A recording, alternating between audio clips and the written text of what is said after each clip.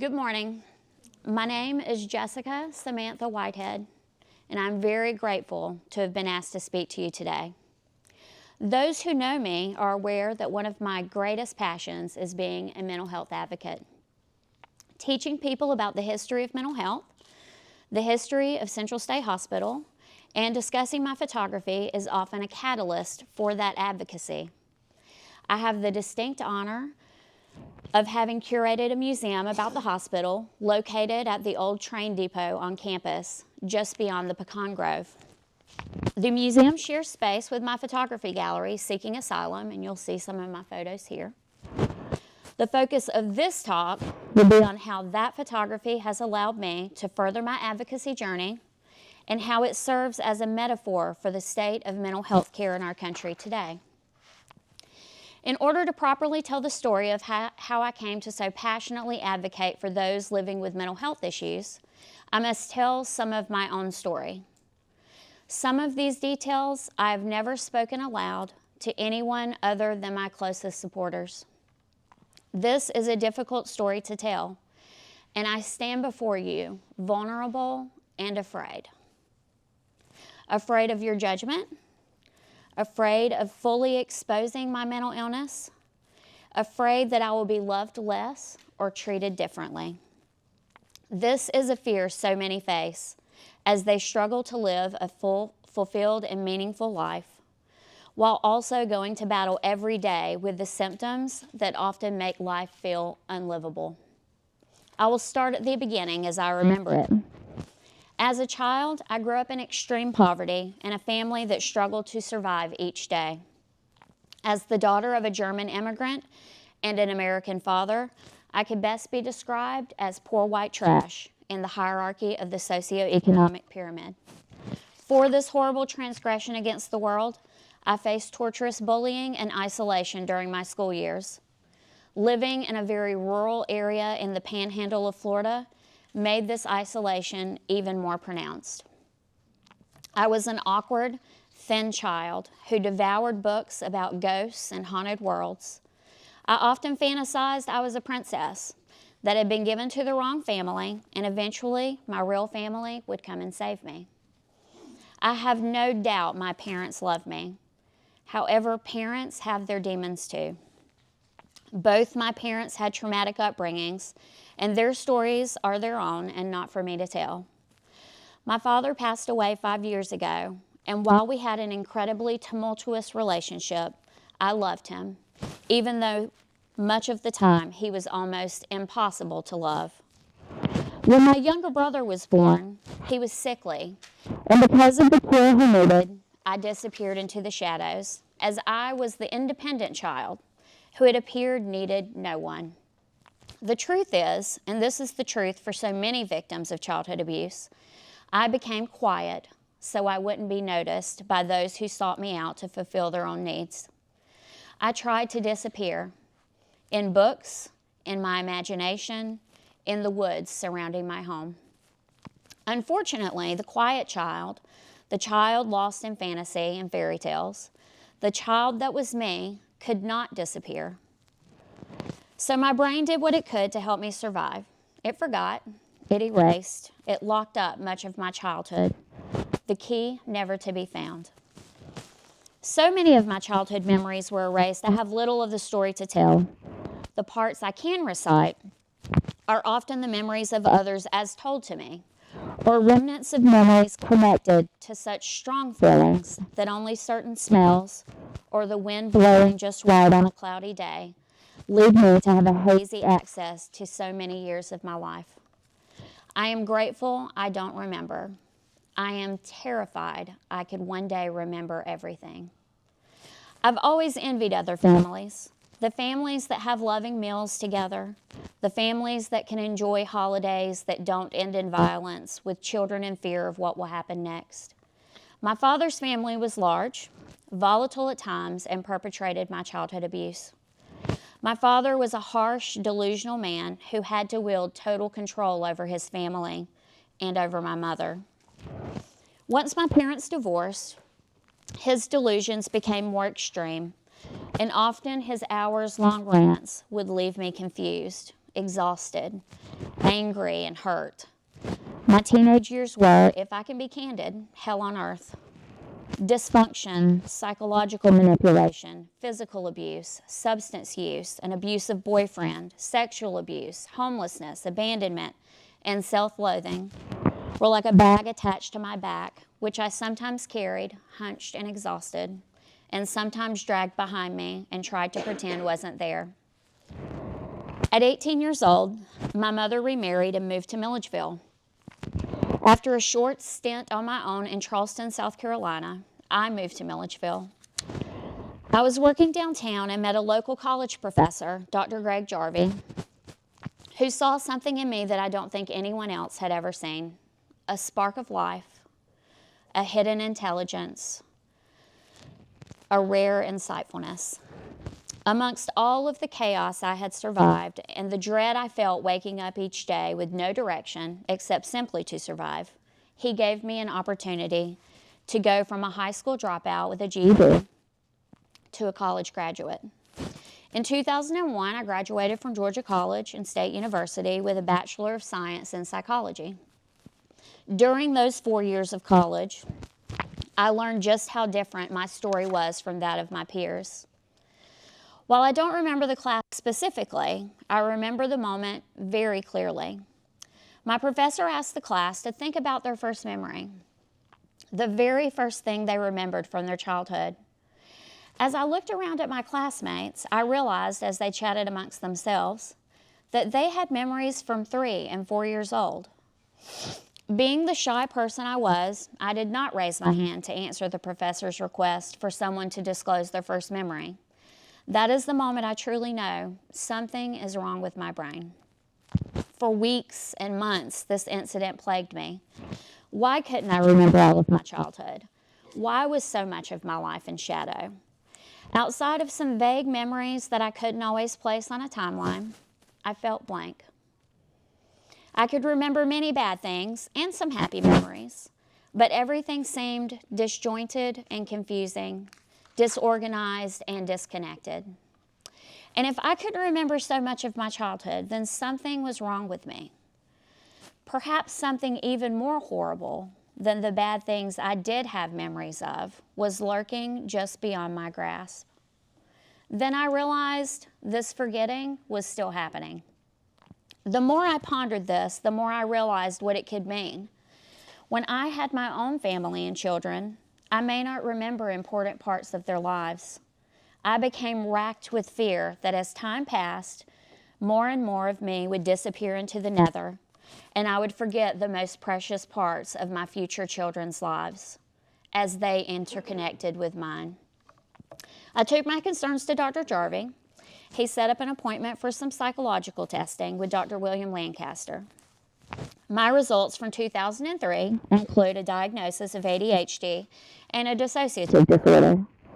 One of the tests used to diagnose me was the Dissociative Experiences Scale.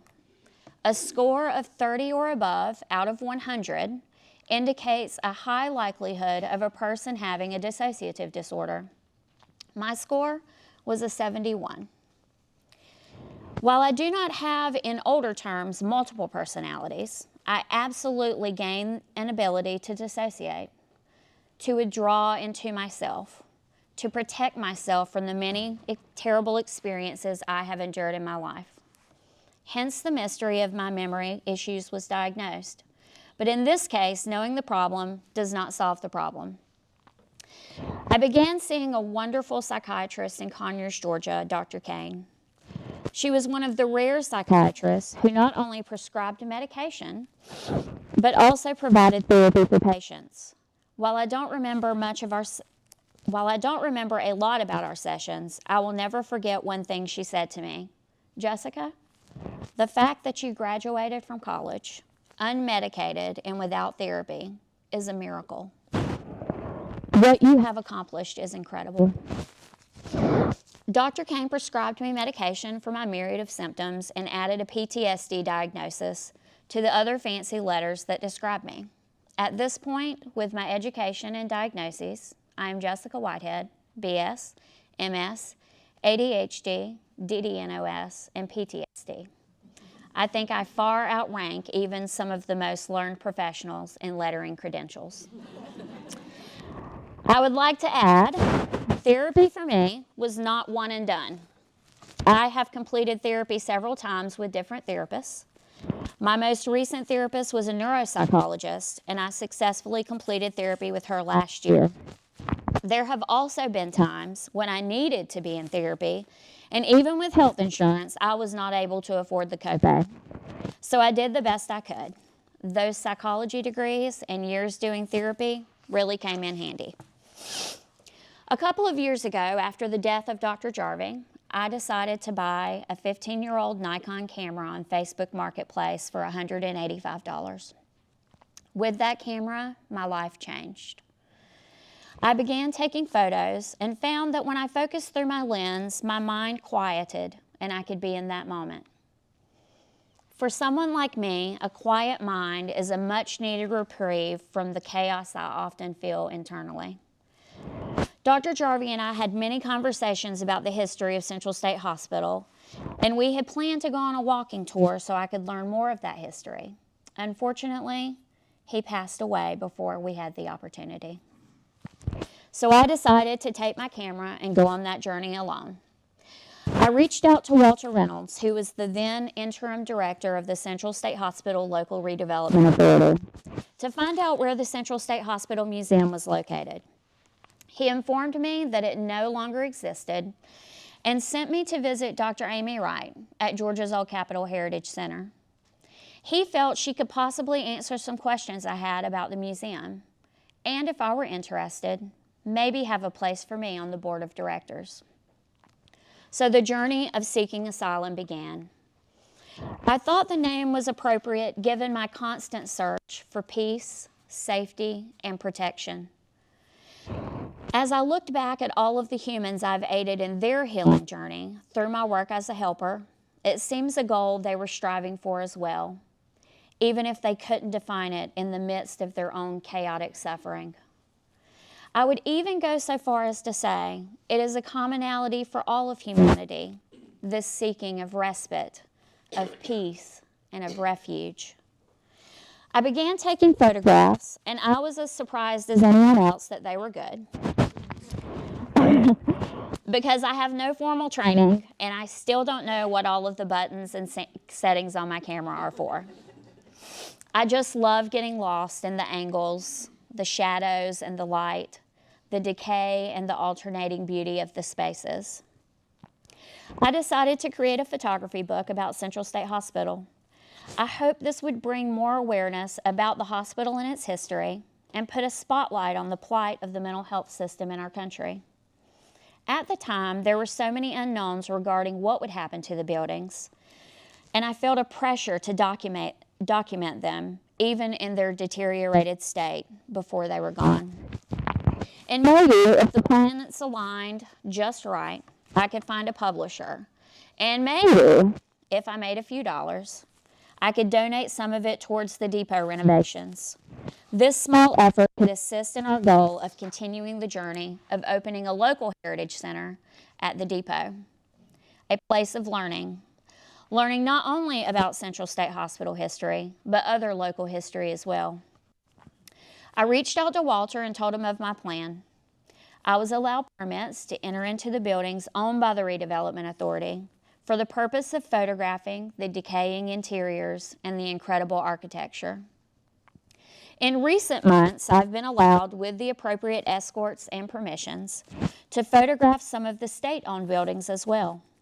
Lost behind my camera, I realized I was photographing not only what was once the world's largest mental asylum, but metaphorically speaking, my photography is a representation of the mental health care system today, broken and decaying, as it has been for years. My photography style can be described as moody and dramatic, which seems fitting, all things considered. Seeking Asylum was once located in downtown Milledgeville. When visitors came to view the photographs, they spoke of the beauty and the shadows and the vibrant colors. And many told stories of the hospital's beauty before the buildings were deserted and left to decay. For those who worked on the grounds, I've been told incredible stories that are both shocking and disturbing. I've also been told stories of beautiful relationships between caregivers and patients. Central State Hospital is the story of extremes. Overcrowding, understaffing, limited resources, and cruelty were issues that faced the hospital from its earliest years. There is also no denying there has existed within its walls an unwavering kindness, a gentle caring for patients, and a loving community that supported those who lived and worked within the institution. These two alternating realities are the story of many institutions, both old and new. This alternating reality is often the case with mental illness as well. The height of happiness and the lowest despair, the lucidity and the delusions, the multifaceted faces of those with the most severe mental diagnoses, juxtaposed to those who are able to function within society with limited care. Unknowingly at first and without intent, my photography captured this dynamic: yin and yang, black and white, light and darkness. One of my favorite pictures is of the mortuary, here on the end. Originally opened in 1895 as a pathologist's laboratory, the day I photographed it, the clouds were low and full. The day was beautiful. Upon first glance, you only see the beauty, the vibrant turquoise, the life in the clouds. It's only upon further inspection you see the gaping hole in the roof. And because of that hole, vultures have found the perfect nesting place in what was once the facility used to embalm the dead. The perfect metaphor for the depression I've struggled with my entire life. Pretending to be happy and full of life when inwardly I was lost in darkness. The number of times I have wished for death to take me, especially in my youth, rival the number of souls lost to memory at the hospital. Another photo that is especially poignant to me is one I captured in the Crittenton building. This building housed the child and adolescent unit. Deserted except for some office furniture, books, and a few toys scattered about, as though the staff and children just faded away. What struck me when I saw the toys was the fact that children young enough for such toys are diagnosed with such severe illnesses and behavioral disorders that they must be taken from their families, placed in a facility to help them return to a state of stability with the hope that they can one day return home. The photo of the Binion building is another of my favorites. Its profound coloring representing the dramatic need for mental health services instead of incarceration. This building housed forensic patients before the Cook building opened. These patients, which we used to refer to as the criminally insane, often have more severe diagnoses to treat.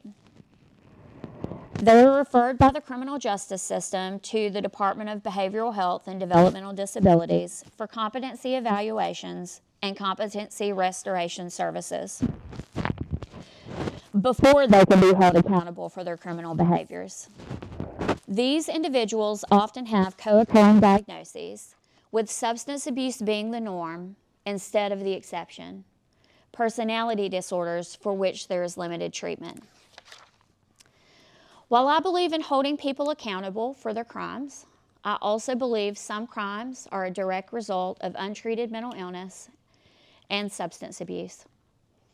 Substance abuse often being the result of an individual self-medicating, as was the case with my own substance use. I would be remiss if I didn't mention our nation's jails and prisons are the largest provider of mental health services in our country. And I will say that again. Our nation's jails and prisons are the largest provider of mental health services in our country. I have known great suffering in my lifetime. In the 18 years I spent working directly with the mentally ill, the addicted, the dysfunctional children and families, the criminals, and all of the others society often deems unlovable, untreatable, and best forgotten, I have learned more than I have taught. I have seen precious, brilliant people waste their lives because they are unable to overcome their hurt. They are unable to heal their wounds. I've seen patients triumph over adversity that most people cannot fathom. I've seen them lead full lives, breaking generational curses, and overcome every obstacle they faced with a resilience few are able to imagine. I have seen them die, broken and alone. Our mental health care system is broken. Even with my education, training, and resources, there are times I have not known where to turn for help. I have not trusted a system I know to be lacking in the ability to give consistent, comprehensive, and competent care. Like many others, I've worn the mask of okayness, of calm, of togetherness that people expect of a professional, of an educated woman, of me. Still, I am unequivocally lucky and loved. Because I also have a few people who know me, the hurt me, the me that will always be wounded, the me who can barely make it through some days. They love me through every difficult moment, every dissociative state.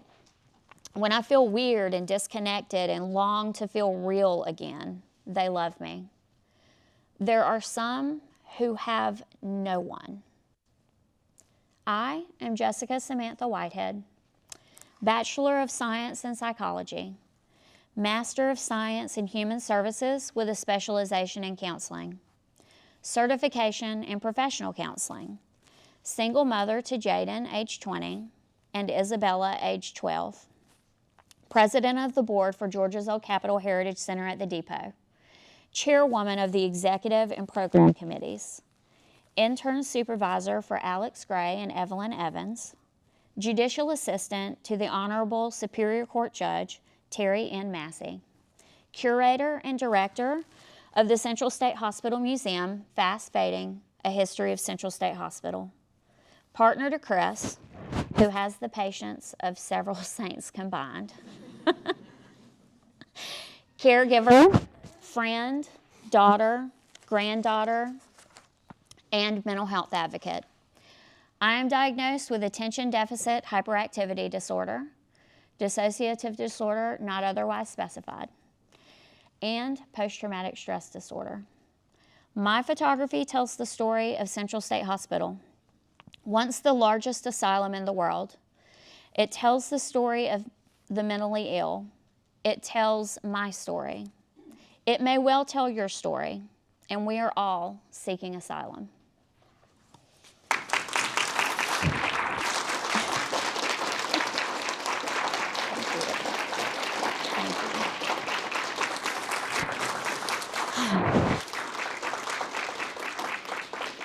But wait, there's more.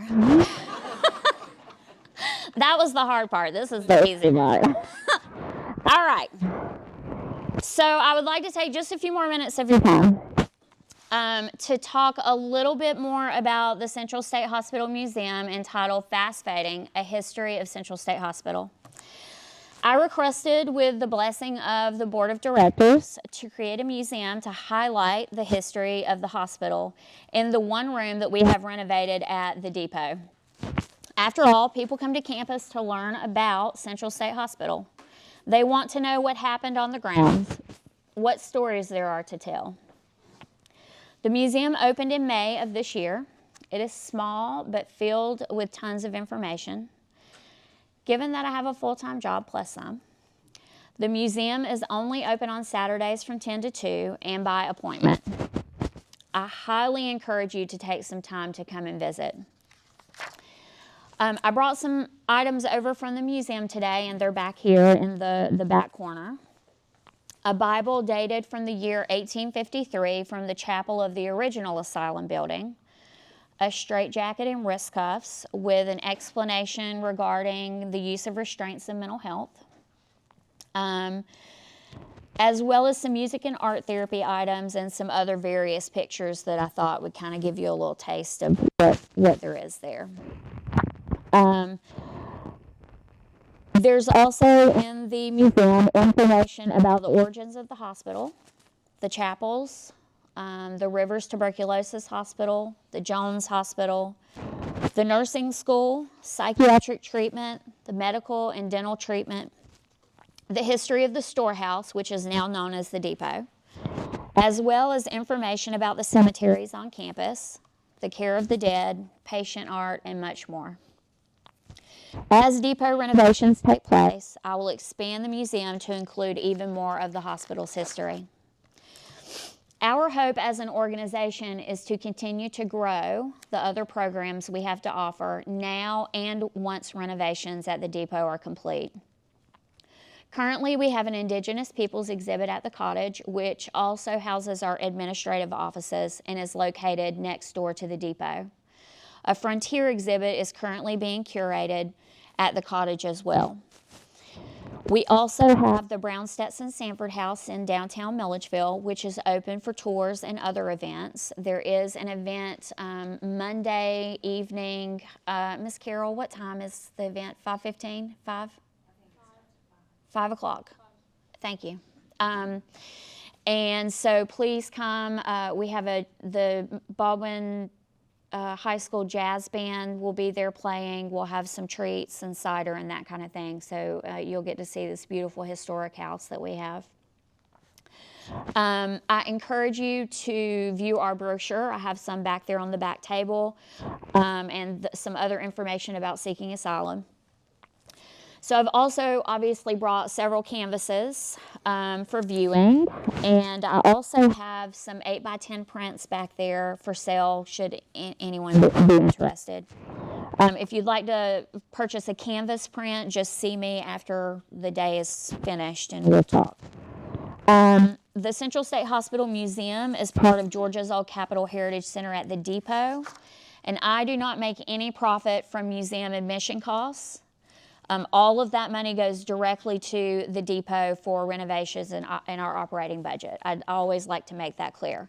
Seeking Asylum LLC is my small business. My business profits from the sale of prints and canvases of my photographs. So now I'm going to take just a few minutes to describe the photos that I've brought. I've placed them kind of in order, but I'll point them out as well. You've already heard about the mortuary.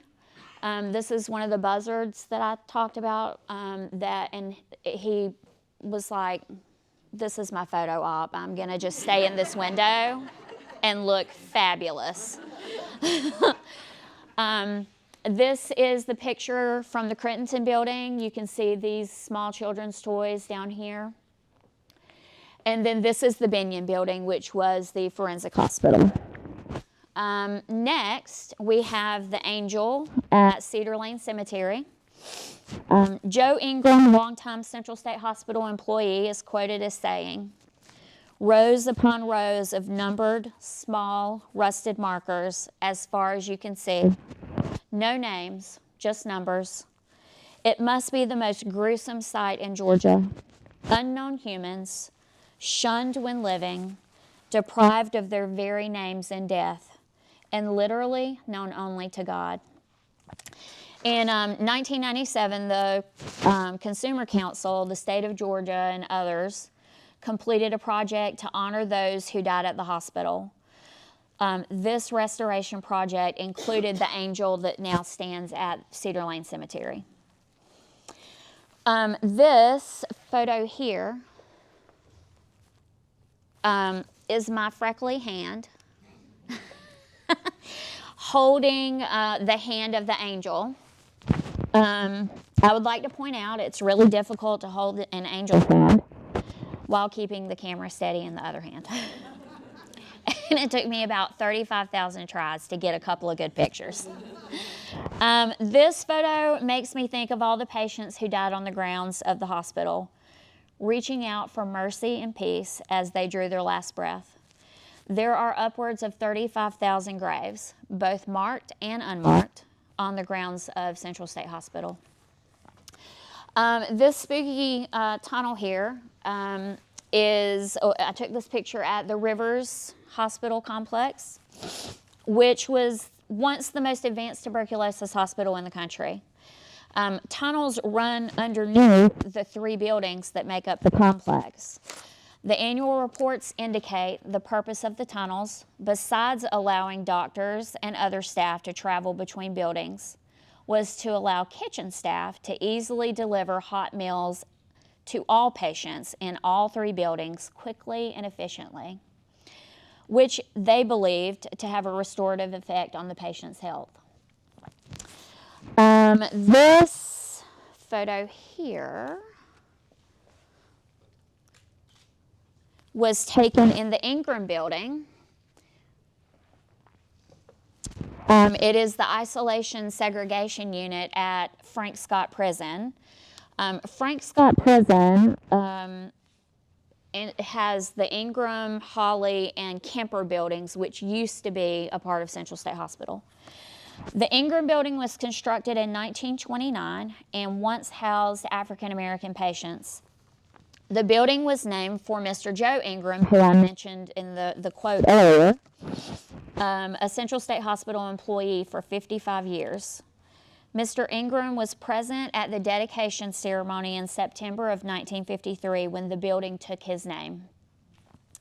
Once Ingram became too infirm to care for himself, he came back to the hospital to be cared for as a patient. He died in 1956 in the building bearing his name and is buried in Memory Hill Cemetery. The Ingram building became part of Frank Scott Prison in 1975. The next is the colorful doors here. This is the Arnold building. The Arnold building was constructed in 1939 at the same time as the Freeman, Allen, Howell, and Rivers buildings. I like to think this colorful hallway brought some joy to those who lived within these rooms. Next is the big one down here at the bottom. Here, I'll hold it up.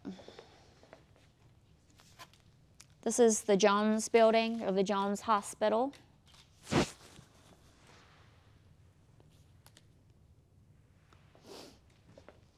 The Jones Hospital was the medical surgical building at Central State Hospital and was named for its 4th superintendent, Dr. L.M. Jones. The hospital opened on March 19, 1931. This building was closed in 1979 when it became too outdated for the use of modern medical equipment. The Kidd building then took over as the Med-Surg Center for the hospital. And of course, the Powell building. I have 2 photos of the Powell building.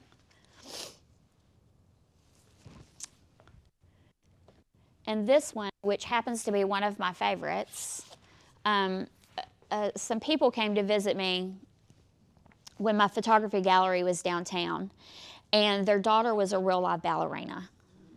And they were like, hey, maybe when she comes to visit, you can take some pictures of her at the hospital. And I was like, shut up. You let me know when. And so when she came, we were all over campus taking the ballerina pictures. And so this is Jenna, and she is fabulous. So I had to bring a picture of that because, I mean, ballerina, you know. Okay, what would become the Powell building was built in 3 sections. The first building in 1842.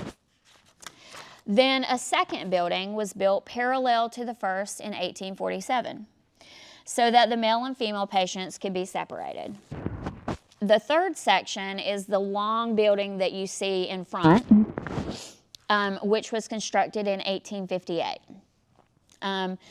Upon Superintendent Theophilus Powell's death in 1907, what was known as the Center Building then became the Powell Building. I would like to end, for all this time,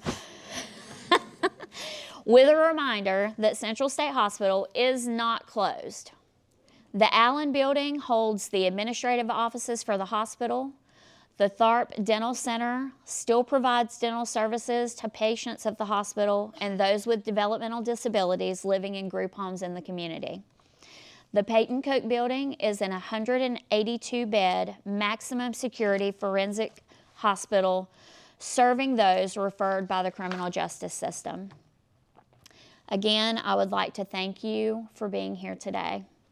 This type of gathering is absolutely critical for reducing the stigma of mental illness.